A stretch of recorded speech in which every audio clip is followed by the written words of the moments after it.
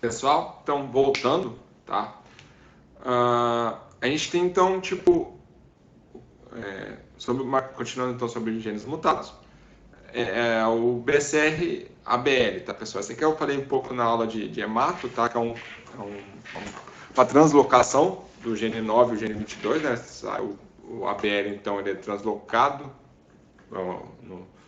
no gene 22 e no gene 22 então ele transloca. Tipo, você tem só um pedaço de um, vai para o outro pedaço do outro vai para um.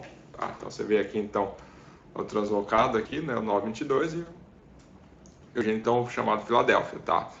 Essa aqui a causa isso aqui é bem clássico, tá, pessoal? Foi até aquela primeira vez que foi relacionado a um câncer em relação à translocação, tá?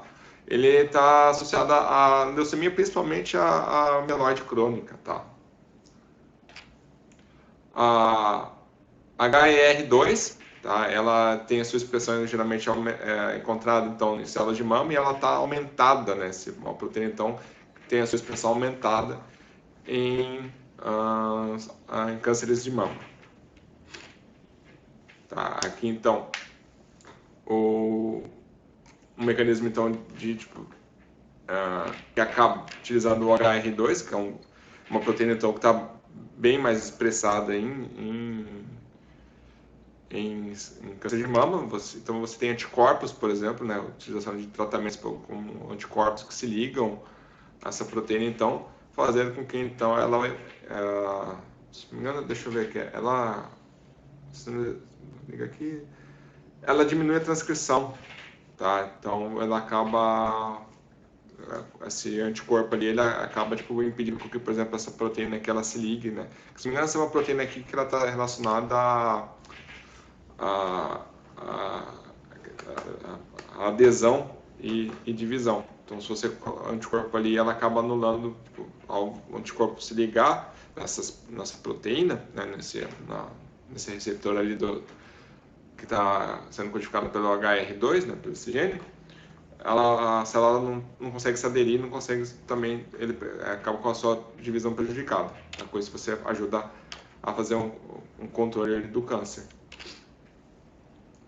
Um gene, então, supressor de tumor, tá? O P53, que é um gene clássico na literatura, é um gene tipo, chamado de guardião do genoma, até, ele regula o ciclo celular. Então, uma das mutações, então, que pode ocasionar, então, o surgimento de células tumorais é uma mutação no gene P53, tá? Essa mutação, a mutação no gene P53, ela aparece em coisa de 50% dos pacientes que desenvolvem tumor. Tá? Então, 50% dos tumores humanos têm uma mutação nesse gene, para vocês verem qual a importância desse gene em barrar o tumor. Tá? E a catástrofe que é quando esse gene sofre uma mutação. Então, gente, a função do TP53, ele vai corrigir mutações do DNA. Então, infecção viral, hipóxia, choque térmico, estresse, radiação, depressão de nutrientes, tudo isso vai ativar, né, o TP53 para ativar proteínas então que vão fazer reparos, tá? Uma mutação nessa TP53, ele não faz essas proteínas que causam reparo, então sem reparo, essas mutações que acontecem no DNA acabam se proliferando mais ainda. Então, como os produtos dos oncogenes e dos genes supressores de tumor estão modificados, tão diferente então, do que é encontrado em células normais, pode haver uma resposta imunológica contra eles. Então, como eu falei para vocês, esses genes então que tem essa mutação, eles vão produzir proteínas diferentes, tá? Devido a essa mutação no gene. Essa proteína diferente, ela pode vir a ser reconhecida pelo sistema imune, tá? Outra coisa também, alguns tipos de tumor, né? Você tem uma mutação ali no gene que, por exemplo, vai fazer com que aumente a sua transcrição. Então, por exemplo, assim, numa célula normal você tem, sei lá, 10 desse gene, dessa proteína. Numa célula tumoral você vai ter 2.000 dessa proteína. Então, se você está tendo muito mais, a célula vai acabar apresentando muito mais também, né? Fragmentos dessa proteína. Então, o sistema imune chega lá e fala, mas ué, por que você está apresentando tanto essa proteína aí, né? Alguma coisa está de estranho. Então, também, o aumento tipo, uma elevação grande de proteínas anormais, né? Tipo, uma elevação normal, vai pode vir desencadear, então, servir de gatilho, então, para o sistema imune também. Então, quero saber o que eu vou falar agora. Antígenos tumorais podem ser proteínas que normalmente são expressas por células normais. Eu já falei para vocês. Entretanto, tumores estão expressas em um número maior, tá? É isso que eu falei para vocês. Vai ter onde pode ter umas proteínas então, que vão ter diferença na sua expressão, vão estar expressas mais no tumor e pode induzir uma resposta imune, tá? Só que o problema é justamente isso. O sistema imune ele é treinado para não reconhecer esse tipo de proteína, porque é uma proteína que teoricamente não está normal, ela só está sendo mais expressa, tá? Então, pode ter uma resposta imune contra essas proteínas, só que ela é mais difícil. É bem mais difícil, por exemplo, comparado com proteínas mutadas. Tá? Uma proteína ali que o gene dela sofreu uma mutação, é uma proteína diferente da proteína de uma célula saudável. Então, essa o sistema imune consegue reconhecer muito mais fácil. Mas agora uma proteína que não é mutada, se ela só está sofrendo uma transcrição mais elevada, é um pouco mais difícil você ter uma resposta imune, mas porém você pode. Tá? Produtos de vírus oncogênicos funcionam como antígenos tumorais e induzem resposta de células T específicas. Tá? Gente, vírus e câncer é uma coisa que estão muito relacionados. 20% dos cânceres, né, dos tumores malignos, tem causa viral. Tá? O que acontece? O vírus vai lá, entra na célula, né, que causa infecção. Essa célula, então, ela sofre mutação. O vírus induz mutação no DNA, porque às vezes o vírus, o material genético do vírus, ele se aloca, ele se instala no genoma do paciente, né, do indivíduo, do hospedeiro. Com isso, então, ao ele se alocar lá, ele vai causar mutações, ele vai causar, tipo, produção de proteínas diferentes, vai causar, enfim, uma série de fatores que pode mudar o código genético do paciente, pode causar mutações, translocações, pode causar, enfim, uma série de fatores que vai mudar a transcrição de algumas proteínas vão estar mutadas, outras proteínas vão ser produzidas proteínas diferentes, vão ser produzindo mais proteínas ou menos, enfim, todo esse desregulamento pode causar, então, induzir a célula a se tornar um tumor maligno, tá? Vírus, então, que são reconhecidos oncogênicos, tá? O que é oncogênico? São vírus, então, que causam, né, podem induzir o aparecimento de células cancerígenas, células tumorais, tá? Nós temos, então, o vírus da hepatite B e C, né, que, principalmente ali no fígado, então, né, ele vai induzir carcinomas no fígado. Papilomavírus, tá? Epstein-Barr vírus, herpes vírus 8, tá? Que é conhecido como daí, tipo, ocasiona então sarcoma de Kaposi, né? Bem relacionado a herpes vírus do tipo 8, poliomavírus, tá? E o vírus linfotrópico de célula T humana tipo 1, tá? HTLV1.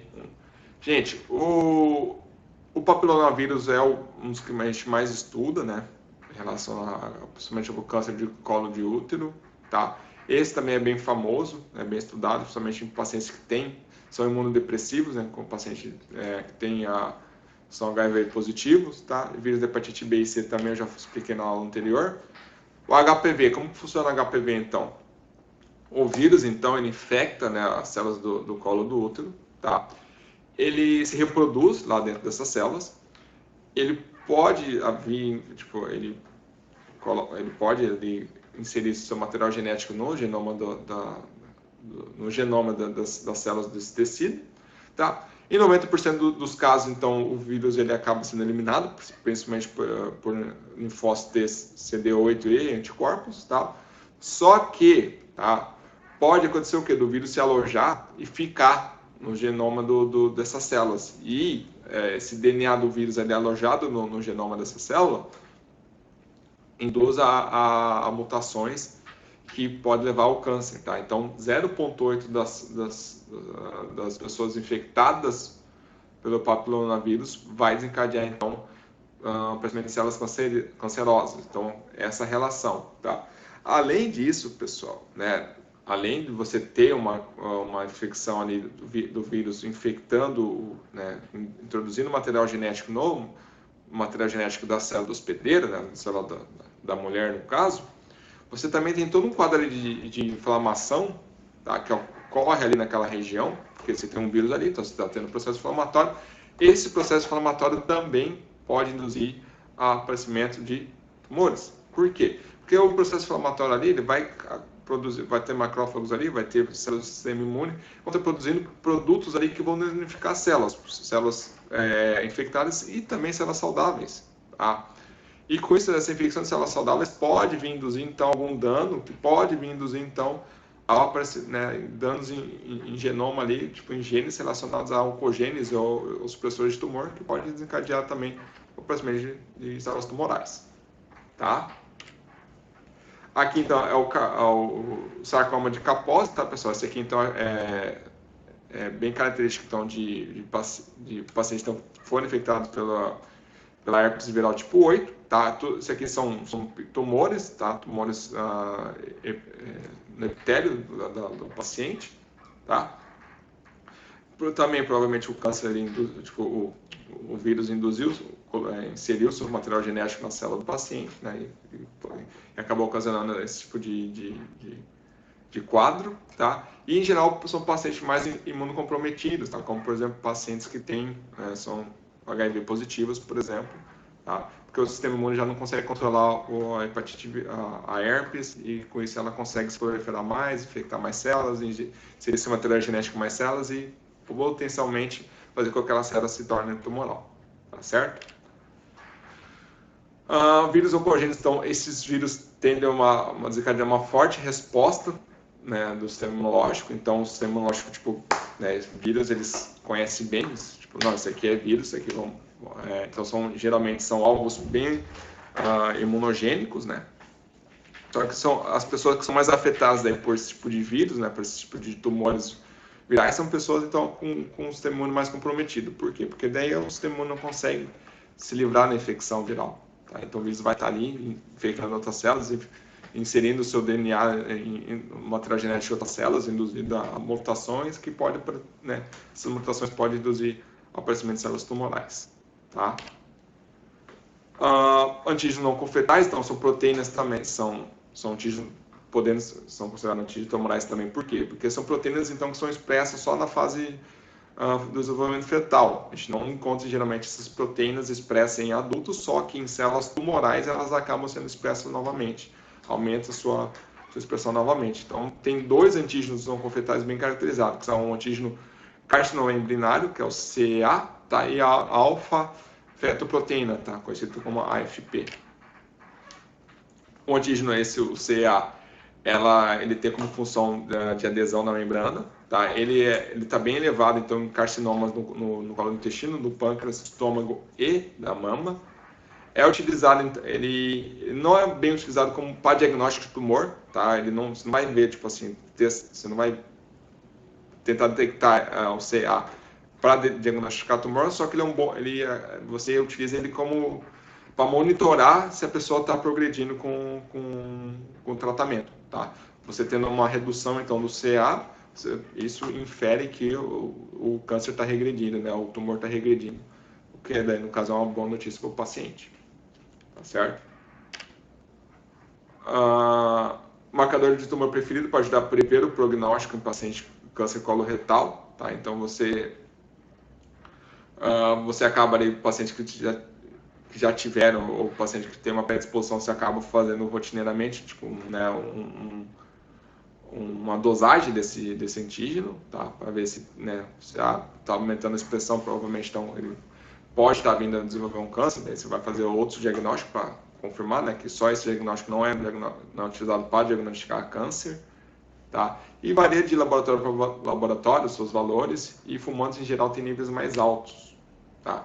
E a outra, então, que eu falei, a AFP, ela está geralmente disponível na vida fetal, né? Essa proteína está bem alta, uma glicoproteína, né? Ela fica bem alta no feto, só que ela acaba sendo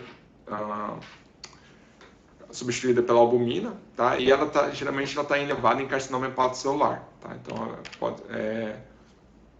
também ela não é utilizada para diagnóstico de tumor, mas ela é utilizada, então, para ver a progressão do tumor, ver se ele está aumentando, se ele está regredindo, tá? Principalmente em cânceres de fígado, tá?